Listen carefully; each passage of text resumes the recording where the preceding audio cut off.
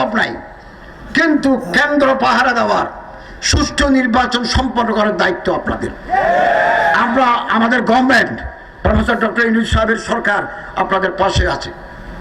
আপনারা প্রতিটি কেন্দ্রে থাকবেন, যার ভোট যিনি ইচ্ছে করবেন সে প্রতীকে দিবেন। কেউ যেন ব্যালট বাক্স চিন্তা করতে না পারে, একজনের প্রাপ্ত ভোট আরেকজনের যেন নিয়ে পালিয়ে যেতে না পারে। গভর্নমেন্ট 100% সতর্ক থাকবে, তার ল এনফোর্সমেন্ট এজেন্সি দিয়ে আপনাদেরও পাশে থাকতে হবে।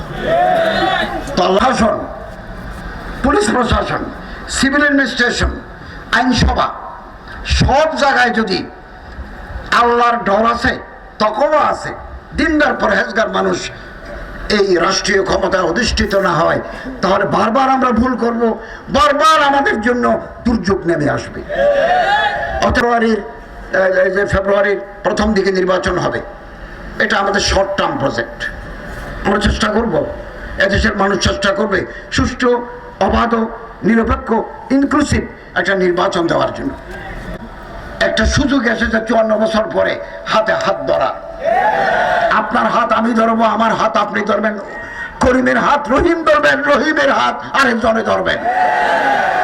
সুযোগ বারবার আসে না, ঐক্যবদ্ধ থাকতে হবে। কম মজহব সে হে, মজহব जो नहीं तुम भी नहीं, জজবে বাহাম একটার সাথে আরেকটা টান আছে।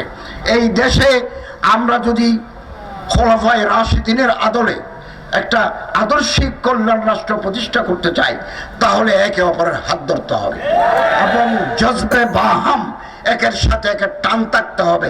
টান যেদিন শেষ হয়ে যাবে সেদিন আমাদের পতন ঘটবে এবং যুগে অন্ধকার জগতে আমরা ফিরে যাব না। আমরা যখন দায়িত্ব নিয়েছি, আমাদের বৈদেশিক রিজার্ভ ছিল $20 বিলিয়ন, আমরা এখন 32+ উপরে নিয়ে গেছি।